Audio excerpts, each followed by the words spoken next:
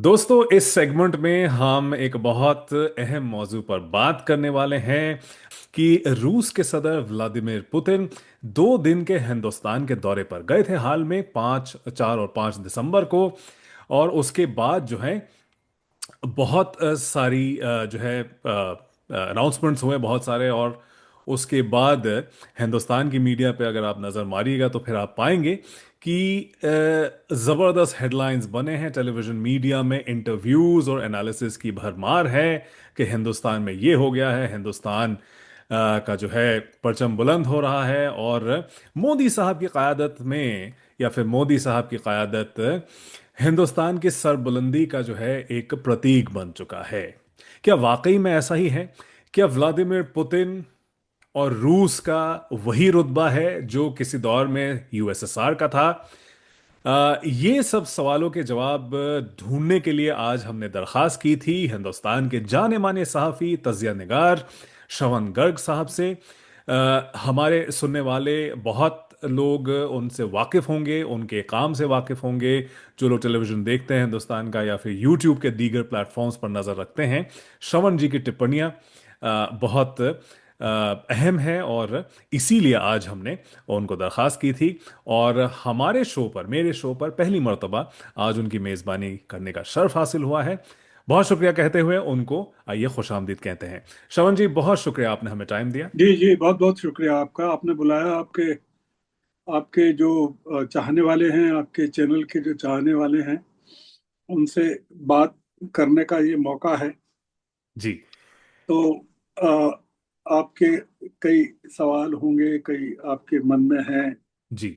हम शुरू करते हैं। हिंदुस्तान में इस समय बहुत कुछ चल रहा है, और जी। उस चलने की खूबी यह है कि हिंदुस्तान के लोगों को नहीं पता है कि क्या चल रहा है। तो ये आप लोगों के लिए एक नया अनुभव हो सकता है, दुनिया के लिए अनुभव नया हो सकता है हम्म। कि हुकूमत कुछ कर रही है और लोगों को पता नहीं क्या कर रही है। हम्म। हुकूमत में जो लोग शरीक हैं, शामिल हैं, पार्टिसिपेंट्स हैं, उनकी पार्टी है, उनको भी पता नहीं है। हम्म। कुछ चीजें हो रही है देश में, पार्लियामेंट चल रही है, उस समय हो रही है देश में, तो पार्लियामेंट को पता नहीं है। हम्म।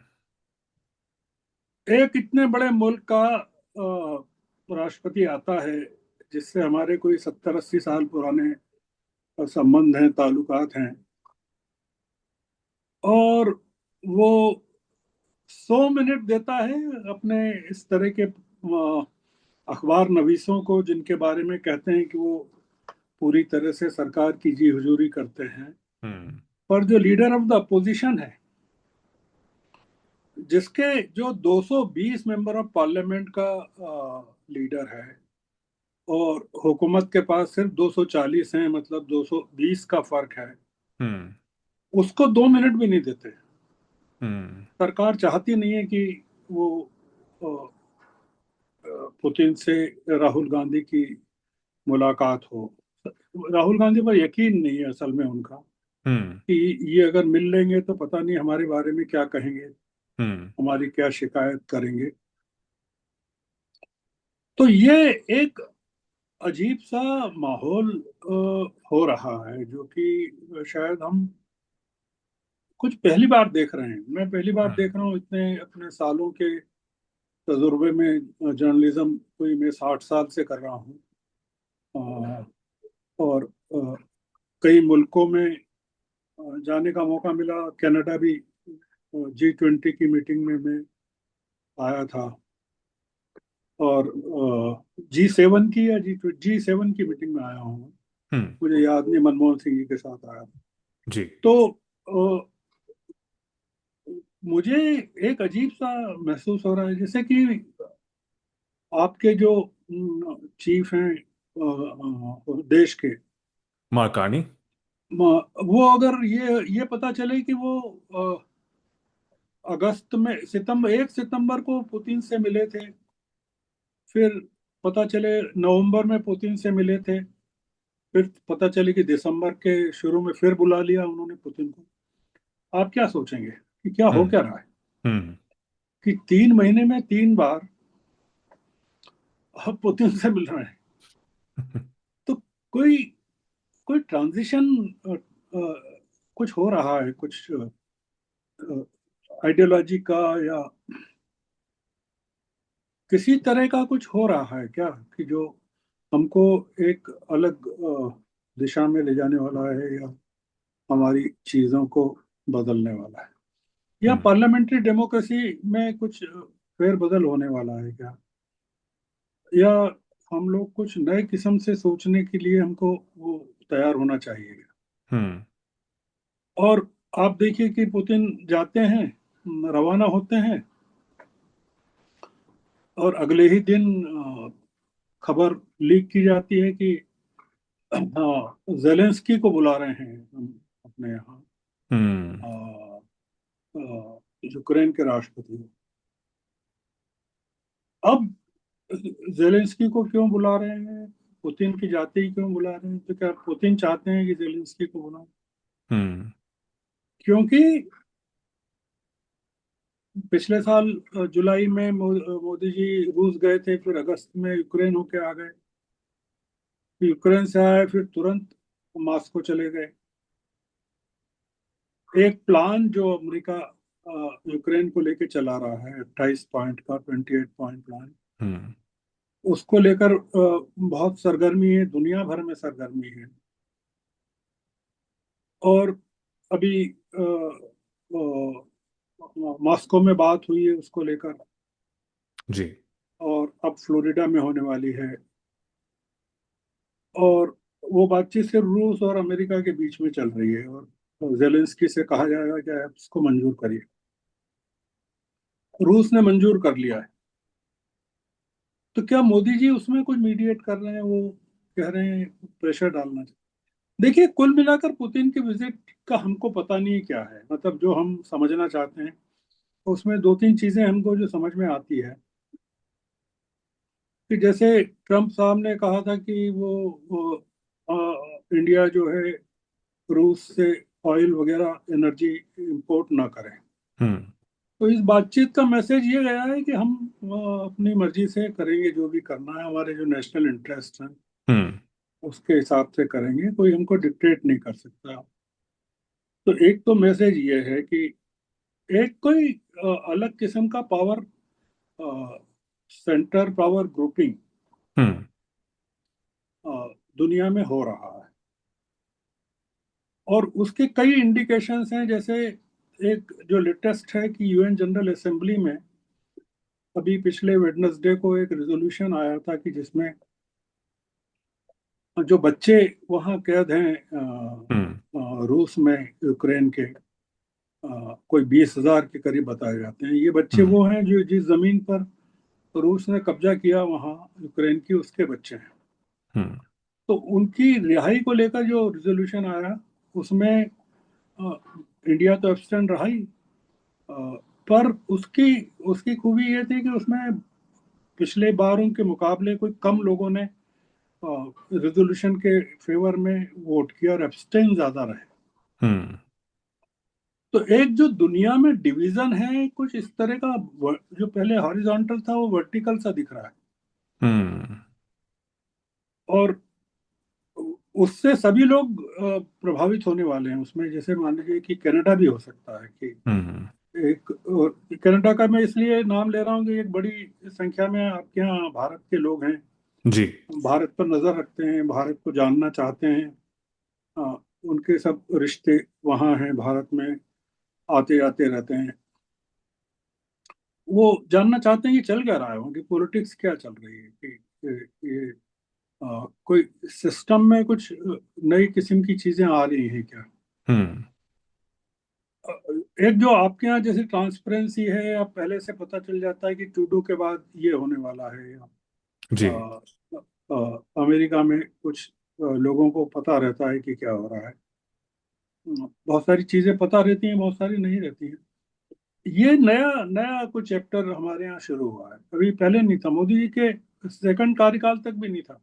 हम्म।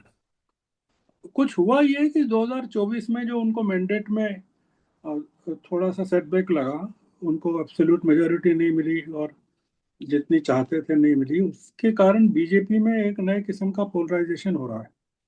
या हम्म। कंट्री में हो रहा है या पॉलिटिकली भी हो रहा है। तो और डिस्ट्रैक्शन भी बहुत हो रहा है कि जैसे जनता को एक तरफ देखने को कहा जाता है और काम दूसरी तरफ हो जाता है। हम्म। ये बड़ा सिग्निफिकेंट है कि हमको कहा रहा है कि तुम आपस में हिंदू मुस्लिम करो और हम भारत रूसी भाई भाई करते हैं। हम्म। ये एक जो है ना कि आपसे कहा जा रहा है कि अ, आप मगरमच्छ को देखो, हम उधर चिड़िया का शिकार करते हैं। तो ये जो एक चीज जो मुझे समझ में नहीं आ रही है वो। और अब देखिए जो पार्लियामेंट है वो अब सेशन एक्चुअल में तो अब आज वो बातचीत वहाँ पार्लियामेंट में होगी। अ, इस समय जब हम रिकॉर्ड कर रहे हैं तो पार्लियामेंट शुरू हुई होगी या होने वाली है। जी। तो उसका एजेंडा तो अलग है, आज का तो वंदे मातरम वगैरह पर कुछ बातचीत है। हम्म। मुद्दा ये है कि क्या पार्लियामेंट को बताया जाएगा कि हम लोग क्या कर रहे हैं। हम्म। जैसे मैं आपको एक उदाहरण दूं कि पार्लियामेंट चल रही है, पुतिन आए, एक अखबार की एक कॉन्क्लेव होती है। जी। जैसे मान लीजिए कि किसी अखबार की, अंग्रेजी अखबार की बड़ी कॉन्क्लेव है, जी। हिंदुस्तान टाइम्स की है, जी, लीडरशिप समिट, जी जी। लीडरशिप। अब वहां पर सारे जो जो हुकूमत के लोग हैं वो पॉलिसी मैटर्स बता रहे हैं हम्म। कि जयशंकर बता रहे हैं कि हमारा नेशनल इंटरेस्ट क्या है, हमने पुतिन से क्या किया, हम क्या करेंगे, या मोदी जी कुछ कह रहे हैं। तो आप ये बताइए कि आपने चीजों को एड्रेस करने के फोरम कौन से पकड़ लिए हैं। हम्म। क्या पार्लियामेंट नहीं है, या आप एड्रेस किस जनता को किस तरह से एड्रेस कर रहे हैं इनडायरेक्टली। हम्म। तो ये जो बहुत सारी चीजें इस समय चल रही हैं। एक जैसे अभी आपके यहाँ के काफी लोग कनाडा के जो हिंदुस्तान आए होंगे वो हवाई अड्डों पर रुक गए होंगे, जी, फंसे हुए हैं इंडिगो फ्लाइट्स के फंसे हुए चक्कर में, होंगे, हाँ। और सैकड़ों फ्लाइट्स कैंसिल हो गई। उनकी वापसी की फ्लाइट्स कैंसिल हो गई होंगी। कई लोगों को कोई इमरजेंसी में जाना पड़ा होगा, वो हो गया होगा, शादी में जाना है और किसी चीज। अब ये सोचिए कि इसके हैंडलिंग आप कैसे कर रहे हैं। 140 करोड़ का मुल्क है और मोनोपोली एयरलाइंस में मतलब 60% से ज्यादा, 65% की जो शेयर होल्डिंग है वो एक ही एयरलाइन के पास। हम्म। तो क्या ये चीज कहीं और हो सकती है क्या, मतलब हम्म। कि अगर सरकार तय कर ले कि पूरी एक बड़ी आबादी को डिसरप्ट करना, मूवमेंट उसका खत्म ही कर देना, या कोई एयरलाइंस तय कर ले, तो हो नहीं हो सकता क्या, हो हम्म। या दो दो कैपिटलिस्ट तय कर लें कि हमको पूरा डिसरप्शन करना है इकोनॉमी में। हाँ, जैसे अपोजिशन की कोई हुकूमत आ जाए दिल्ली में, हाँ, और हम्म। दो पूंजीपति हैं जिनके हाथ में अभी पूरा का पूरा, वो तय कर लें कि सरकार को चलने नहीं देना। हम्म।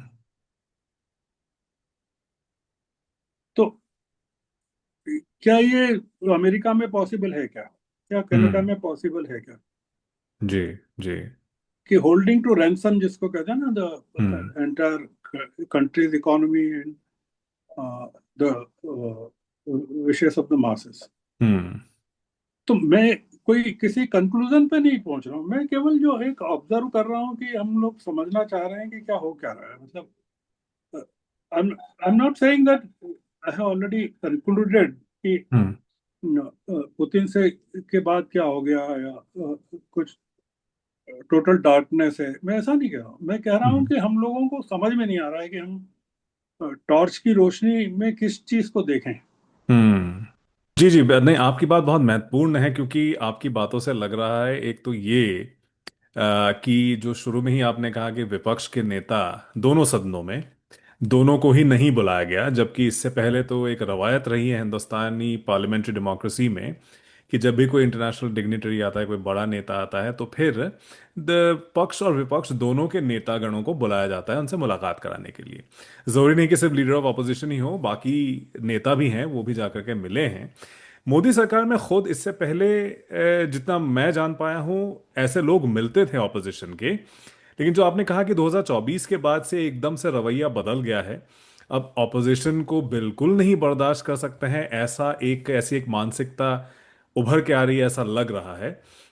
मीडिया में पहले थोड़ी बहुत जो है जानकारी दी जाती थी, लेकिन अब मैं देख रहा हूं, जो मैं मेन स्ट्रीम मीडिया में देखता हूं इंडिया के इधर भी, वो बिल्कुल भी इस पे कोई कवरेज देते नहीं है। इंडिगो जैसे बड़े मसले पर बस एक ही एबीपी न्यूज़ में एक प्रोग्राम में वो संदीप जी का शो है जिसमें बहुत ज़्यादा वो लोग बातचीत कर रहे हैं, लेकिन उसमें ही मैं देख रहा था कि सिर्फ एनडीए के घटक दलों के स्पोक्स पर्सन ही बुलाए जा रहे हैं, भारतीय जनता पार्टी के कोई नहीं आते हैं ऐसे मौजू पर बात करने के लिए। पार्लियामेंट में भी आपने जैसे कहा, अभी हम बात कर रहे हैं, पार्लियामेंट सेशन शुरू हो रहा है और आज का डिबेट का टॉपिक है वंदे मातरम, जबकि हो रहा है हिंदुस्तान में इंडिगो जैसा बड़ा मसला।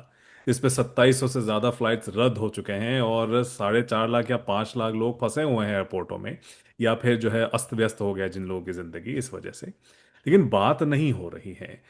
तो जो आपने एक बात कही थी शुरू में श्रवण जी, मैं उसी को पकड़ना चाहूंगा। आपने कहा था कि हो क्या रहा है हमें समझ में नहीं आ रहा है, भारत के लोगों को पता है या नहीं पता है वो भी नहीं समझ में आ रहा है। तो क्या आप भारत के लोकतंत्र पे आप एक हमला देख रहे हैं, या फिर एक खतरा देख रहे हैं कि ये शायद बचे ना आगे आने वाले दिनों में जिस तरह से हरकतें हो रही हैं? देखिए, लोकतंत्र कोई फिजिकल चीज नहीं है। Hmm. You cannot define democracy in terms of any solid mass. Hmm. आप फील क्या करते हैं वो है। हम्म। तो फीलिंग के लेवल पर यह है कि हम डेमोक्रेसी में हर रोज या हर क्षण कुछ ना कुछ कमी हो रही है। We are hmm. Losing something, and we are losing something, and हमको पता नहीं चल रहा है कि हम क्या लूज कर रहे हैं। हम्म।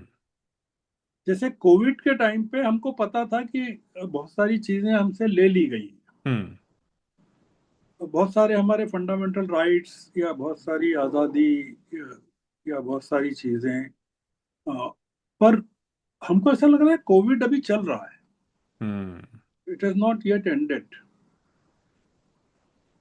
तो जैसे हम अमेरिका के बारे में कहते थे कि 9/11 में जो बहुत सारी चीजें वहां लगाई गई, हम्म। वो काफी बाद तक चलती गई और वो अमेरिकी लाइफ में परमानेंट हो गई, हम्म। और लोगों को पता भी नहीं चला हम्म। कि आपके जो राइट्स हैं या आपकी जो बोलने की आज़ादी है या आपको प्रोटेस्ट करने का जो अधिकार है, वो सब धीरे धीरे खत्म हो गया। हम्म। तो जब धीरे धीरे कोई चीज खत्म हो जाती है तो लोग उस चीज को करना भी भूल जाते हैं कि अरे यार, हमको कुछ करना है, प्रोटेस्ट हम्म। करना है। तो you don't see any protest anywhere. Hmm. तो लोगों ने एक्सेप्ट कर लिया फेट एकम्पली की तरह कि अरे यार, ये तो ठीक है, ऐसे ही होगा। हम्म।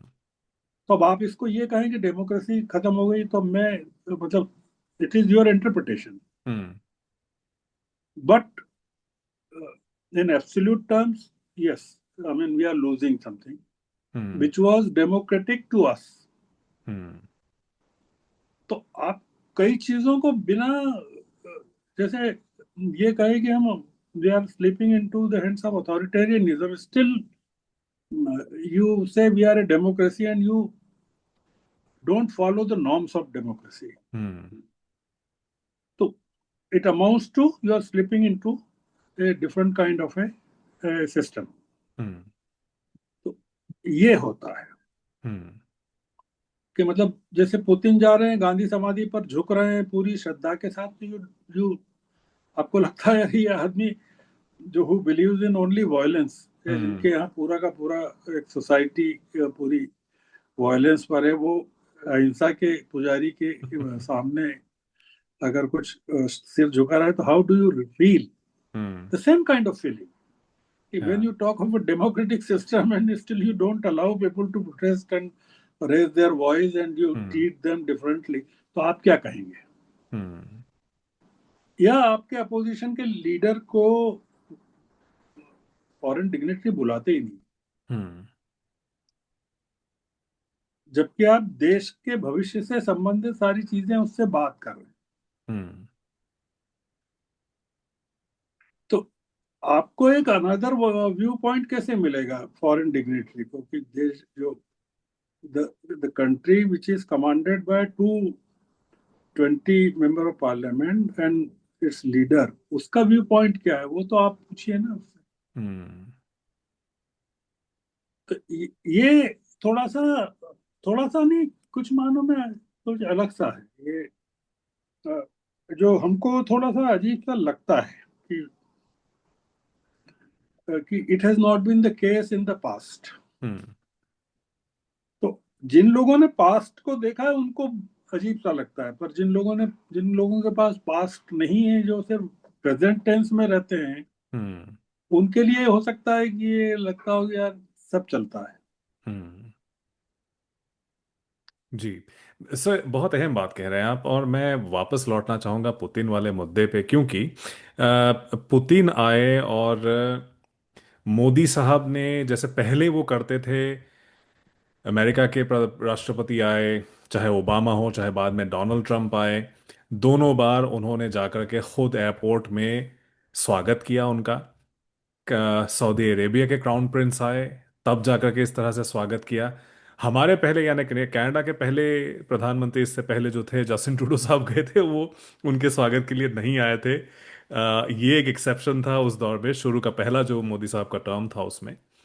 लेकिन उसके बाद फिर दूसरे टर्म में भी हमने इतना नहीं देखा। अभी तीसरे टर्म में हमने शायद बिल्कुल नहीं देखा है इस तरह से मोदी साहब का आकर के किसी का खुल के स्वागत करना। लेकिन पुतिन को इस तरह से वेलकम करना ऐसे वक्त में जब उनके लिए ऐसे बहुत कम देश बाकी रह गए हैं जहां वो आज़ादी से जा सकते हैं, यूएस में क्योंकि डोनाल्ड ट्रंप साहब बड़े मेहरबान हैं आजकल, इसीलिए अलास्का वो जा पाए।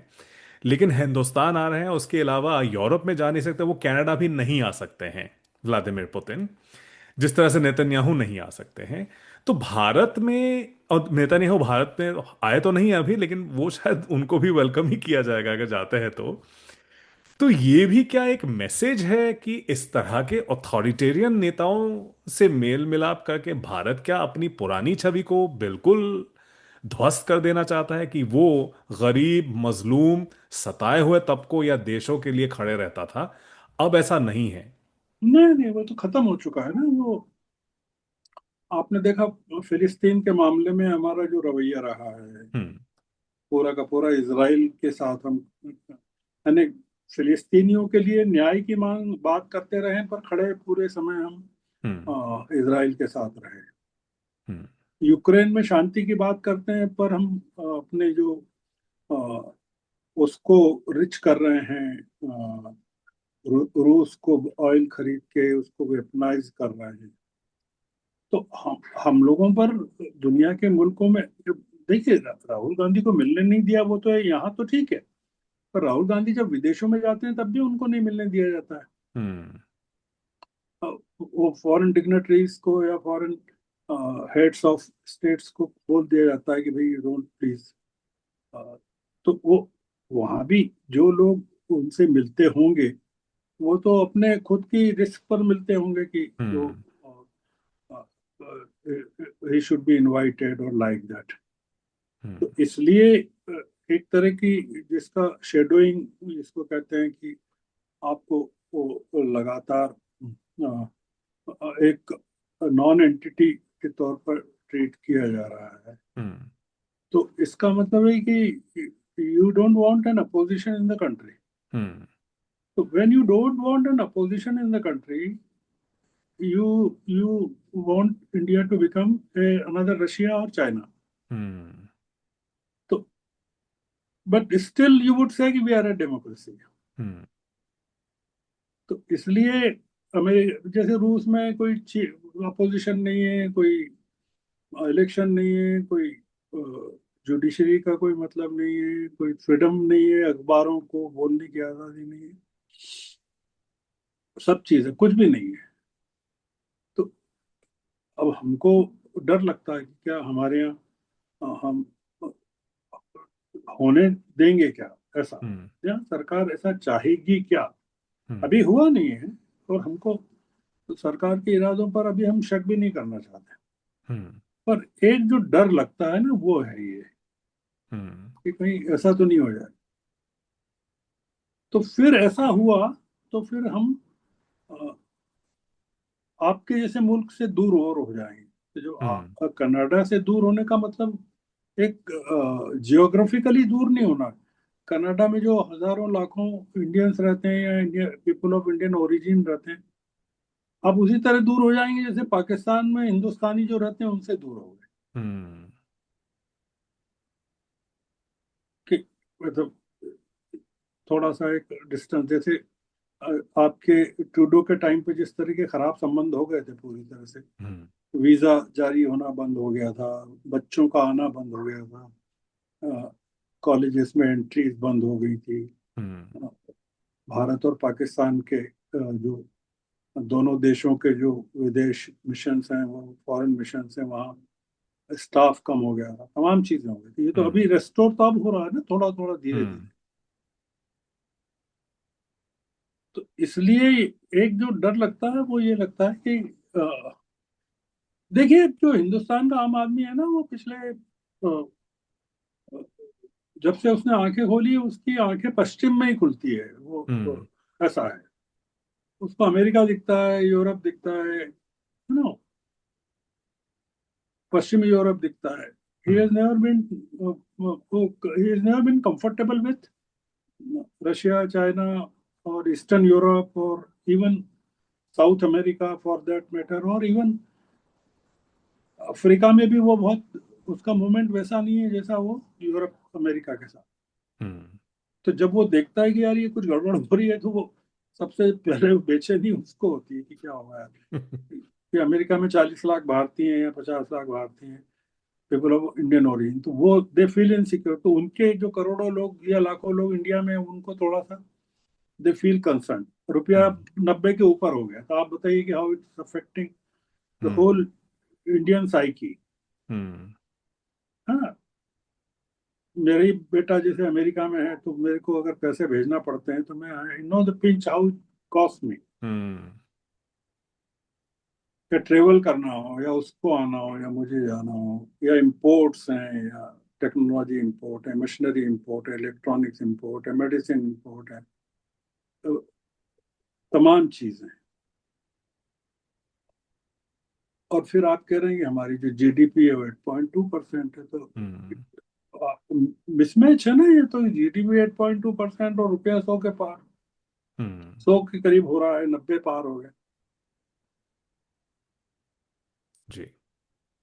ये है कि आप दाहिने हाथ से तो काम कर रहे हैं और बायां हाथ पैरालिटिक है, तो आप कैसे, लोग कैसे मानेंगे कि आप you are a weight lifter. Hmm. ये मैं है। सर आपसे ये जानना चाहूँगा कि क्योंकि आप तो बहुत लंबे वक्त से आप पत्रकारिता कर रहे हैं, 40 साल से भी शायद ज़्यादा वक्त 60 आपने, साल से। 60 साल 60। से बहुत लंबे टाइम से आप जुड़े हुए हैं। और मैं हमारे सामाइन को मैं बताना चाहूँगा कि श्रवण Garg ji group editor Dainik Bhaskar group के रह चुके हैं। आपने इंडियन एक्सप्रेस में भी काम किया, शायद आपने शुरुआत ही वहीं से की थी। आप दैनिक जागरण के साथ भी जुड़े रहे हैं, अलग अलग ऐसे दीगर प्लेटफॉर्म्स में आपने आप अपना किरदार अदा किया है वहाँ पे। तो तजुर्बे के हिसाब से तो श्रवण गर्ग जी ने बहुत अलग अलग दौर देखे हुए हैं। लेकिन उसी तजुर्बे से मैं जानना चाहूंगा कि ऐसा दौर आपने क्या देखा है मीडिया में जिसने रिपोर्टिंग करना ही बंद कर दिया है। रिपोर्टिंग क्या, वो तो अब सिर्फ और सिर्फ प्रोपागेंडा ही करता है। ऐसा लगता है टेलीविजन खोल लीजिएगा तो फिर अलग अलग चैनल्स पे सिर्फ ऑपोजिशन को लोग गालियां देते नजर आएंगे, या फिर उनका तिरस्कार करेंगे, राहुल गांधी का या अखिलेश यादव का भी आजकल बड़ा तिरस्कार हो रहा है, मैं देख रहा हूं। और यहाँ की मीडिया में कभी कभी जब जिक्र होता है तो हिकारत की नज़र से हिंदुस्तान की मीडिया के बारे में बात होती है। तो सर क्या आपने ऐसा कभी दौर देखा है? हम इमरजेंसी का बहुत सुनते हैं आजकल कि भाई ये हो गया था वो हो गया था, लेकिन क्या इतना खराब दौर आपने कभी देखा है? और अगर देखा है तो फिर क्या आप उम्मीद कर रहे हैं कि जैसे इमरजेंसी का दौर खत्म हुआ था ये दौर भी खत्म होगा मीडिया के लिए? नहीं, देखिए, मैं जो देख रहा हूँ, मैं इमरजेंसी के टाइम में इंडियन एक्सप्रेस में काम करता था, हम्म। 75 में।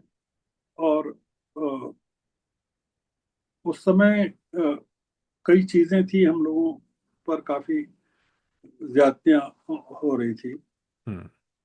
उस समय। जो इमरजेंसी में लोगों ने लिखना बंद कर दिया था, या उनको इस तरह से कर दिया था कि आपको जो लिखेंगे दिखाना पड़ेगा, हम्म। तो लिखना बंद कर दिया था। पर पक्ष में लिखना शुरू नहीं किया था, पक्ष में हम्म। बहुत कम लोगों ने शुरू किया था। हम्म। जैसे हिंदी के कुछ अखबारों ने शुरू किया था। हम्म। जैसे टाइम्स ऑफ इंडिया में भी नवभारत टाइम्स ने शुरू किया था, टाइम्स ऑफ इंडिया ने नहीं किया था, ऐसा हम्म। कहें। हम्म। क्योंकि टाइम्स ऑफ इंडिया में उस समय बड़े बड़े लोग थे, हम्म। बहुत धाकड़ लोग थे, गिरिलाल जैन थे, श्यामलाल थे, हम्म। तमाम थे। इंडियन एक्सप्रेस में भी मैं देखता था जिस समय हम लोग थे। अरुण शौरी थे, कुलदीप नैयर थे, मुलगांवकर थे, हम्म। अजीत भट्टाचार्य जी थे, बहुत सारे लोग थे उस समय काम करते थे। उन्होंने घुटने नहीं टेके, उन्होंने कहा ठीक है, आप अगर रोक रहे हैं तो रोकिए। अभी क्या हुआ है कि कन्विक्शन के साथ सरकार के साथ हैं हम्म। जर्नलिस्ट, और वो अपने आप को एक्सपोज कर रहे हैं कि हाँ हम हैं। हम्म। तो अब आप ये बताइए कि अगर कोई हुकूमत चेंज भी हो जाए तो वो अपने आप को कैसे बदलेंगे? हम्म। वो नहीं बदलेंगे। जैसे कन्वर्ट हो जाता है ना कोई आदमी, हम्म। कि हिंदू से मुस्लिम बन गया या इस्लाम कबूल कर लिया, तो वो वापस कैसे हिंदुइज्म में लौटेगा? हम्म। या क्रिश्चियनिटी को एक्सेप्ट कर लिया उसने, तो वो फिर कैसे हिंदू बने? जब आपने, you have identified yourself as, as a convert, तो आप कैसे लौटेंगे? हम्म। पर जैसे मुझे याद है कि मैं 84 में रॉयट्स कवर करता था, जो पोस्ट मिसेस गांधी रॉयट्स हुए। हम्म। मैं साइकिल पे घूमता था और देखता था, seen with my own eyes कि क्या क्या हुआ, जातियां जैसे हुई उस समय, कुछ भी सिखों का जो कत्ल गारत हुआ। सिखों हम्म। का हुआ। हम्म। तो कुछ लोगों ने डर के मारे अपने केश कटवा लिए, मान लिए, हम्म। कुछ लोगों ने, नो डाउट। बट उन्होंने उन्होंने कन्वर्ट नहीं हुए। वो बाद में they they return to their own self. Hmm. एक उस टेम्पररीली वो एक फियर था, जो हम लोगों ने तो कई लोगों की मदद की उस समय। कई सिख घरों में गए, देखा उनको, we help them as journalist, we help them. Hmm. तो वो एक टेम्पररी कन्वर्शन अलग है कि इमरजेंसी हम्म। में लोग डर के मार, पर ये जो हो रहा है परमानेंट, जिसको जो आइडियोलॉजिकल ट्रांसफॉर्मेशन जिसको कहते हैं कि हम कन्विंस्ड हैं, हम्म। कन्विक्शन के साथ ये वाली जर्नलिज्म कर रहे हैं, तो अब वो क्या करेंगे? और उनकी, इन लोगों के बच्चों की जो उम्र है, जो कर रहे हैं इस तरह की जर्नलिज्म, उनकी उम्र किसी की 33 है, 40 है, 45 है, 50। हम्म। तो अब मेरी तो जैसे मान ली कि हम, मेरी 80, 77 78 का हो गया मैं, तो आई डोंट रिग्रेट कि मैं कन्वर्ट नहीं हुआ, हम्म। और मुझे कुछ चाहिए भी नहीं। पर ये जो बच्चे हैं, इनको आगे के 30 साल वो कैसे गुजारेंगे जर्नलिज्म? हम्म। ये ब्यूरोक्रेसी पूरी तरह से अगर वो हो गई है, तो उसका तो आप प्रोटेक्ट करेगी ना। एक सिस्टम को क्या होता है कि if you change the whole system, then you try to protect it. Hmm. और फिर नया कोई आ जाए हुकूमत में, तो फिर आप उसको उलटने की कोशिश करते हैं कि उसको चलने नहीं देंगे। हम्म। क्योंकि वो तो इसलिए जो बिगेस्ट फियर है वो ये है कि not Narendra Modi, fear is not Narendra Modi, but the system he is creating is the fear. Hmm. The system is permanent. Not Narendra Modi is not, may not be permanent. हम्म। और ये खतरे की घंटी है वैसे जो आखिर में आपने बात कही। बहुत बड़ी खतरे की तो घंटी। इससे मतलब जैसे पुतिन ने रूस को बना दिया है पिछले 25 सालों में, जी। कि वहां पर जमहूरियत कभी पनप ही नहीं पाई, जो बीच में थोड़े बहुत एक्सपेरिमेंट्स हुए, क्योंकि अल्टीमेटली जो वो लीडरशिप था, बोरिस येल्सिन वगैरह, ये सारे सोवियत लीडर्स थे, तो फिर वो उसी मानसिकता से काम कर रहे थे। व्लादिमीर पुतिन भी उसी सोवियत सिस्टम के प्रोडक्ट रहे हैं, तो फिर डेमोक्रेसी का तो कोई नहीं तसव्वुर नहीं, भी नहीं है वो उन लोगों मुश्किल का। ही है ना, जैसे जी। पेरेस्ट्रोइका या ग्लासनोस्ट जब चला आंद्रेई सखारोव के टाइम में, और वो आए, फिर बोरिस येल्सिन आए, तो कोई बहुत फर्क तो पड़ा नहीं। हम्म। जब येल्सिन आए तब ऐसा लगा था कि कुछ चीजें बदल जाएंगी, हम्म। पर वो भी खत्म हो गया, येल्सिन का भी खत्म हो गया। और अब ये हैं, तो इन्होंने तो अब जो कॉन्स्टिट्यूशन और सब चीजों में चेंज कर दिया है, तो 2036 तक तो ये बने ही रहेंगे। जी। तो अभी 73 है ये, मान लीजिए, हम्म। तो 15 साल और रहेंगे, मान लीजिए। हम्म। तो 15 साल में तो एक पूरी की पूरी जनरेशन चेंज हो जाएगा ना वहां पर। हम्म। तो वो तो चाहेंगे भी नहीं ना कि वो नए सिस्टम को कैसे फॉलो करेंगे। हम्म। बिल्कुल। और यूरोप अभी क्रीमिया के बाद यूक्रेन को वो कर रहे हैं, पूरा सीज कर हम्म। रहे हैं। तो ये एक नया नया सोवियत संघ, बाल्कनाइजेशन जिसको कहते हैं, हम्म। जो हुआ था, तो एक नए किस्म का सोवियत संघ बन रहा है, ऐसा आप कह सकते हैं। जो पुराना सोवियत संघ खत्म हो गया, बट अब hmm. Is trying to remake a new this thing. तो हम्म। अगर आप शंघाई कोऑपरेशन में जो कंट्रीज हैं, वो अधिकतर सेंट्रल एशिया के जो कंट्रीज हैं, वो लगभग वही हैं जो उस पुराने सोवियत संघ के पार्ट थे। हम्म। ये उज्बेकिस्तान या कजाकिस्तान या तुर्कमेनिस्तान या किर्गिस्तान, या ये तमाम जो चीजें हैं, हम्म। ये देवर पार्ट ऑफ जी, यूएसएसआर के थे। हम्म। यूएसएसआर। जॉर्जिया जैसे उस समय रहा है। हम्म। तो ये अलग किस्म से सोवियत संघ बनाने की कोशिश है। हम्म। अब उसमें हमको डर ये लगता है कि हम भी कोई एक सैटेलाइट तो नहीं बन रहे हैं इसके, हम्म। डिस्टेंट सैटेलाइट, हम्म। ऐसा है। तो वो बन तो नहीं पाएंगे, क्योंकि I am very confident about India is different, hmm. But still sometime you fear, ऐसा है। हम्म। आखिर में सर मैं आपसे ये जानना चाहूंगा कि एक कयास लगाया जा रहा है कि ये दरअसल सब कुछ दिखावा है। आपने भी बोला जिस तरह से जेलेंस्की को भी दावत देने के बारे में सोची जा रही है। और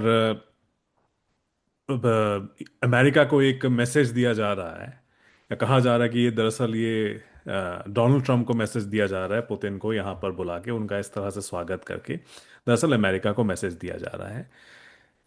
तो क्या आपको ये खतरा भी सब महसूस हो रहा है कि जब मौका मुनासिब लगेगा तो फिर पार्टी बदल लेंगे, फिर से अमेरिका के साथ वही जो टैंगो चल रहा था अभी वो शुरू हो जाएगा, और इससे जो है अब रूस शायद ज्यादा नाराज हो जाए, क्योंकि उसने शायद एक मौका दिया है भारत को पुराने जो है रिश्ते दोबारा से कायम करने का। अगर ऐसा नहीं होता है किसी वजह से, क्योंकि भारत का जो डायस्पोरा है, कम से कम मैं इतना तो बता सकता हूँ, नॉर्थ अमेरिका में रहता हूँ, यहाँ लोग रूस को लेकर के इतने उत्साहित नहीं है जितना वो अमेरिका को लेकर के हैं, या फिर इस तरह के ताल्लुकात को चाहते हैं कि बने नॉर्थ अमेरिकन देशों के साथ, रूस के साथ नहीं।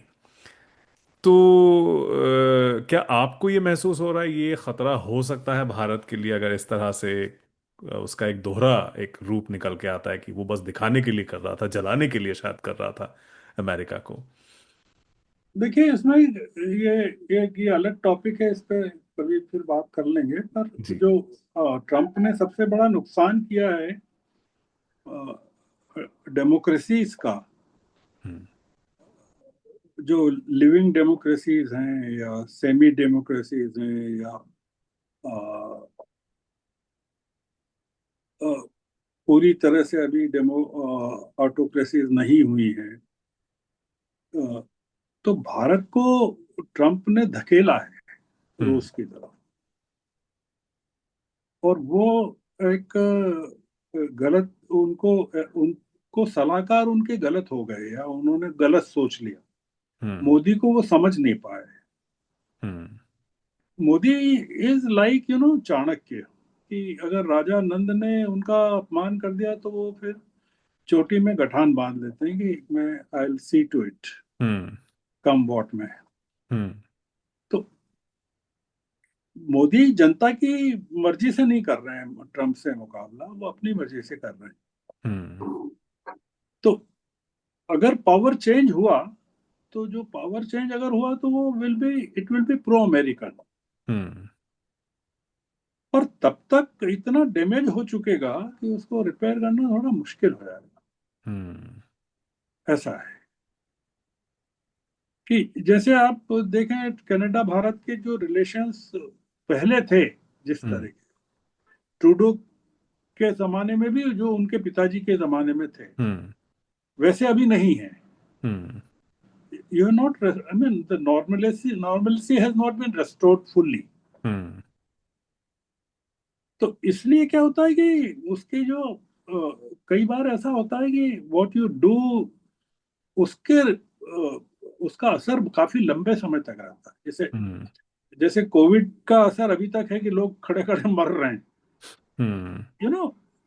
तो, तो कोविड से निकल के लोग जो खुश हो रहे थे कि यार चलो कोविड को जीत लिया, अब वो ये भी डर लगा रहता है पता नहीं कब मर जाए। हम्म। तो इट्स लाइक दैट, कि आप अगर एक ट्रांजिशन में चले जाएं किसी सिस्टम में, नए सिस्टम में, तो उससे निकल के जब बाहर आएंगे तो बहुत सारी उसकी कैजुअलिटीज होंगी। हम्म। तो आप फिर से उस डेमोक्रेसी में या उस डेमोक्रेटिक सिस्टम में घुस पाना थोड़ा सा मुश्किल हम्म। है। तो इसलिए थोड़ा सा ट्रम्प अभी भी चाहे तो कर सकते हैं कोशिश, हम्म। पर वो करेंगे नहीं, पता नहीं करेंगे कि नहीं। अभी ये ट्रेड टॉक्स चल रही हैं, अभी इंडिया में टीम आने वाली है इनकी, ट्रम्प की। हम्म। तो वो क्या करते हैं। देखिए, मोदी जी अवॉइड कर रहे हैं ना, ट्रम्प को मिलना ही अवॉइड। जी। जहां वो ट्रम्प जाते हैं वो जाते ही नहीं। हम्म। यूएन जनरल असेंबली में भी नहीं गए, उनका शेड्यूल्ड भाषण था, वहां नहीं गए। साउथ एशियन कंट्रीज की समिट में नहीं गए। हम्म। क्वाड की जो समिट थी जनवरी में शेड्यूल्ड, वो नहीं हुई। हम्म। अ, बहुत सारी चीजें। फरवरी में गए थे आखिरी बार मोदी जी अमेरिका, जी। उसके बाद से ही not been to the US. Hmm. तो ये कोई अच्छी बात नहीं है। हम्म। दो लोग मिलें बात नहीं करें, वो तो समझ में आता है कि मोदी जी गए शंघाई कोऑपरेशन ऑर्गेनाइजेशन की मीटिंग में चाइना, तो वहां उन्होंने शरीफ की तरफ देखा भी नहीं, ये समझ हम्म। में आता है। हम्म। पर शरीफ आ रहे हैं तो मैं नहीं जाऊंगा, ऐसा तो नहीं किया उन्होंने। हाँ। तो ये जो अभी ट्रम्प के साथ चल रहा है ना, इट इज नॉट गुड, ये मैं कह रहा हूँ। श्रवण जी, आपने अपना कीमती वक्त हमें दिया, इसके लिए बहुत शुक्रिया आपका। और भविष्य में भी मैं कोशिश करूंगा आपके विचार हमारे कनेडियन सुनने वालों के सामने रखने की। तो बहुत शुक्रिया सर, टाइम देने के लिए। Thank you very, thank you, thank you, thank जी। यू।